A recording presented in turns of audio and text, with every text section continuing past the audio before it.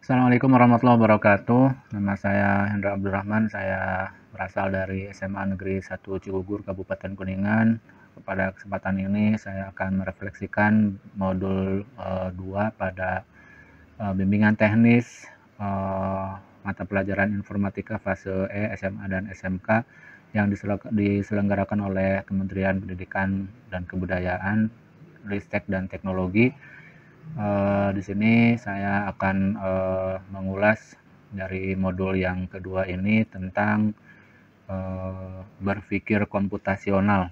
Baik, sebelumnya di kurikulum Merdeka ini saya pernah memberikan pelajaran di semester sebelumnya atau di tahun ajaran yang lalu.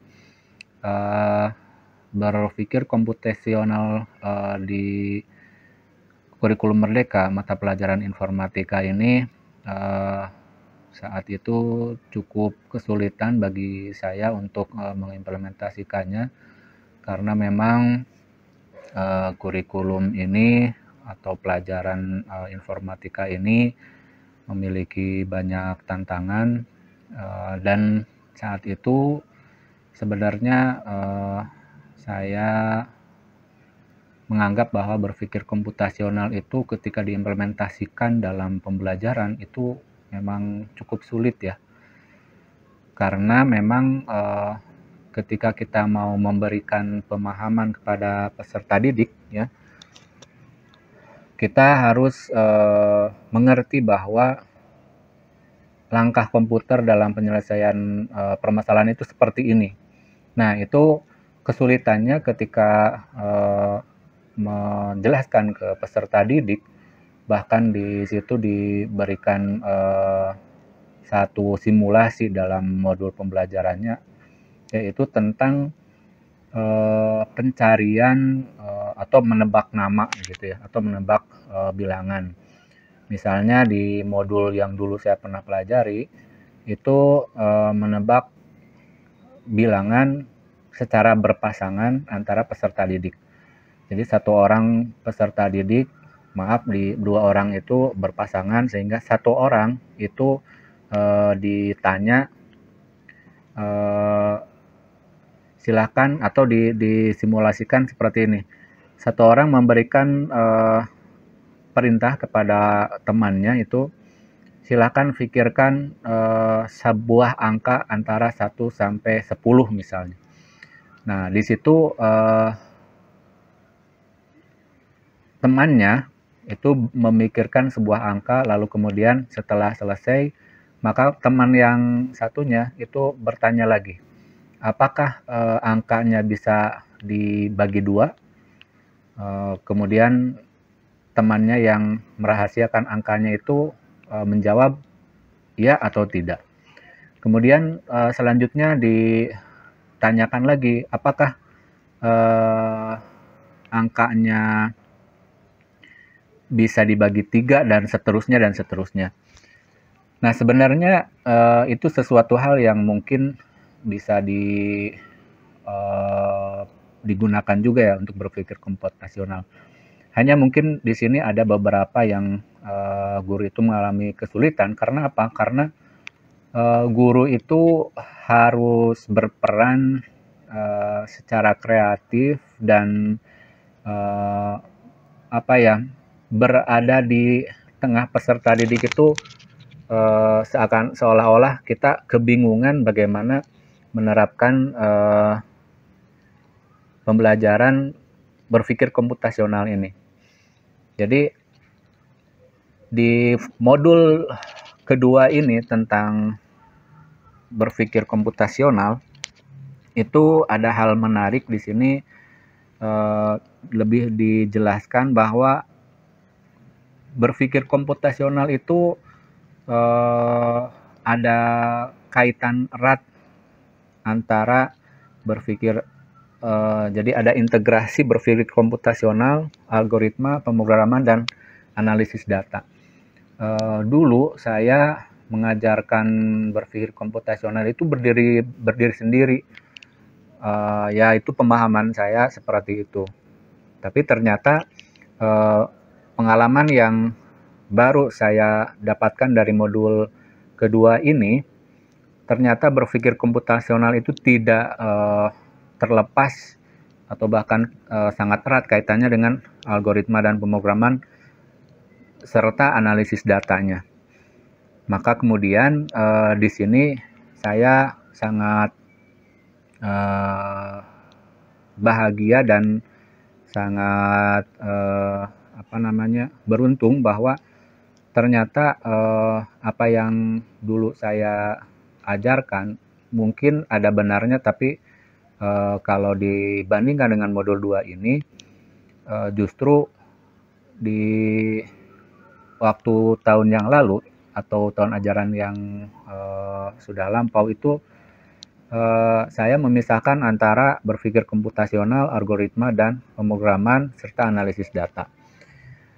Jadi saya merasa perlu untuk meningkatkan apa yang mungkin akan saya ajarkan ke peserta didik untuk berpikir komputasional di modul 2 ini, sehingga apa yang dulu pernah saya ajarkan itu bisa disempurnakan. Kemudian ada beberapa hal yang mungkin berbeda jauh dari apa yang saya ajarkan di tahun ajaran yang lalu ke kelas 10. Ini ketika saya mengalami kesulitan untuk mengajarkan bahasa pemrograman atau algoritmanya juga, algoritma dan pemrograman. Ini agak kesulitan, kenapa? Karena untuk memahami algoritma dan pemrograman, bahkan algoritma dan pemrograman itu akan diimplementasikan melalui bahasa pemrograman komputer atau program komputer, itu ada sedikit kesulitan. Kenapa? Karena basic saya dalam informatika ini justru kekurangannya adalah di coding atau pembuatan kode program. Tapi di modul kedua ini ada sekali lagi ada yang namanya unplug. Unplug ini adalah ketika sesuatu materi yang diajarkan dan tidak memiliki media untuk penunjangnya, misalnya komputer secara langsung, mereka mempraktekannya secara langsung. Di sini diajarkan tentang bagaimana penggunaan bahasa algo. Ya, bahasa algo ini terus terang saya baru mendengarnya. Di modul-modul sebelumnya saya belum pernah mendapatkan materi ini, dan ini hal yang luar biasa buat saya. Dan bagaimana materi ini bisa tersampaikan ke peserta didik sehingga mereka tidak harus mempraktekannya di komputer. Tapi memang di sekolah saya dari SMA Negeri 1 Cigugur itu untuk sarana komputernya memang walaupun ada, tetap ada keterbatasan karena dari jumlah siswa dengan sarana komputer yang disediakan itu masih jauh memadai. Jadi komputer itu tidak setiap siswa itu mendapatkan satu komputer satu orang gitu.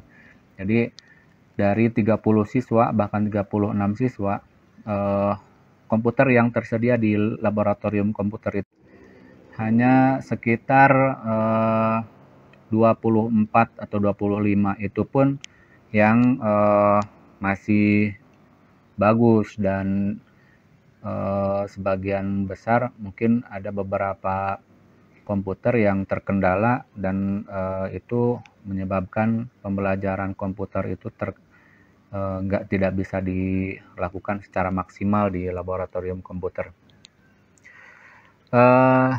Kemudian tantangan yang selanjutnya adalah ya bagaimana mengintegrasikan materi di modul 2 ini untuk diajarkan ke peserta didik, karena berpikir komputasional itu untuk dijelaskan ke para siswa itu juga cukup membutuhkan proses yang lama. Apalagi di sini satu hal lagi di sini ada yang menarik bahwa berpikir komputasional itu juga berkaitan dengan literasi digital. Jadi kalau ada peserta didik yang literasi digitalnya kurang, itu juga akan menambah kesulitan mereka untuk bisa mempelajari konsep berpikir komputasional. Jadi tantangan yang selanjutnya, selanjutnya itu adalah bagaimana guru informatika ini bisa meningkatkan peserta didik dalam hal literasi digital. Itu yang menurut saya penting juga dalam hal penunjang peserta didik untuk mengerti bagaimana berpikir komputasional itu berjalan. Karena terus terang untuk literasi digital, siswa atau peserta didik kita itu agak malas dan berkendala gitu untuk melakukan literasi digital, karena walaupun ya setiap siswa itu memiliki gawai yang mereka miliki, tapi sekali lagi gawai yang mereka gunakan itu tidak banyak membantu dalam proses pembelajaran mereka, bahkan mereka hanya menggunakan gawainya untuk bermain game.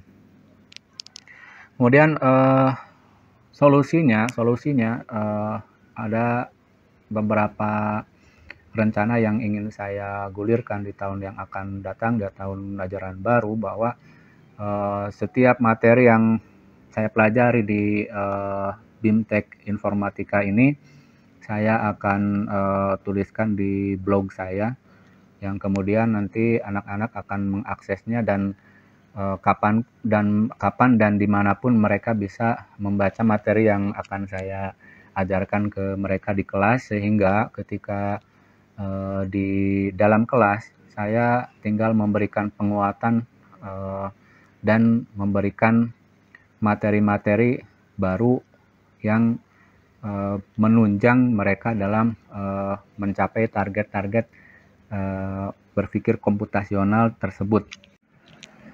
Baik, selanjutnya dari modul kedua ini tentang berpikir komputasional, itu di tahun ajaran yang dulu juga saya mengajarkan ke peserta didik kelas 10, dan walaupun belum maksimal, tapi tahun yang akan datang saya akan menerapkan modul pembelajaran tentang berpikir komputasional ini, dan sekali lagi mungkin ini pengalaman baru saya yang nanti akan saya laksanakan. Yang baru di sini adalah integrasi berpikir komputasional dengan algoritma dan pemrograman beserta analisis datanya, dan tidak lupa juga tentang literasi digitalnya.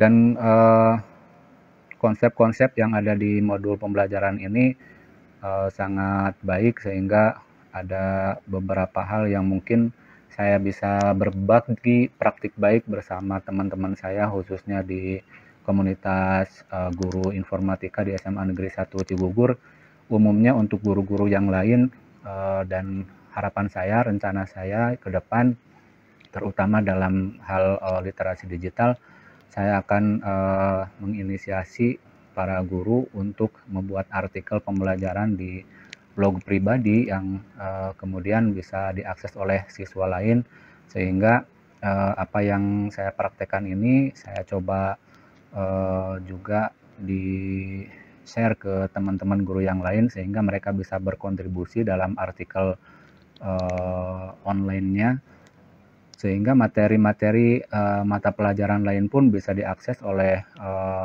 peserta didik dimanapun dan kapanpun bisa mereka akses.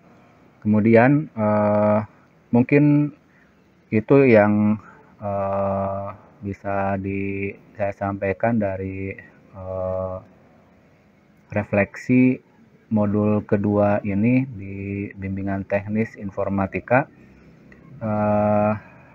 Secara umum di sini saya sangat beruntung mendapatkan materi-materi yang fresh dan perubahan-perubahan dari materi-materi sebelumnya, sehingga ini memberikan kemudahan bagi saya dan mudah-mudahan bagi rekan saya sejawat di SMA Negeri 1 Cibubur di bidang informatika untuk mengimplementasikan kurikulum Merdeka, khususnya mata pelajaran informatika. Baik, itu saja yang bisa saya sampaikan. Terima kasih atas perhatiannya. Semoga video ini bisa memberikan pencerahan bagi guru-guru yang lain yang sedang melaksanakan pembelajaran atau penerapan kurikulum Merdeka mata pelajaran informatika. Terima kasih. Assalamualaikum warahmatullahi wabarakatuh.